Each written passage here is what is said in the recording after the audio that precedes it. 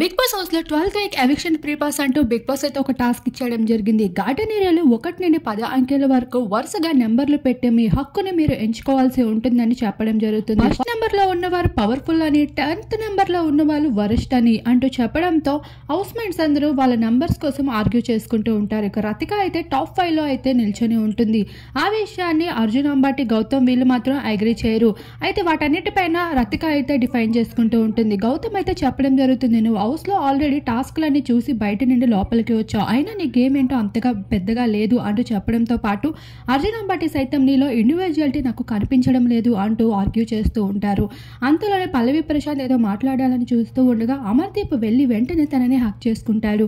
అమర్దీప్ పల్లవి Prashanth friendship అయితే గత వారాలతో పోలిస్తే ఇప్పుడు ఎంతో బెటర్గా మారిపోయింది.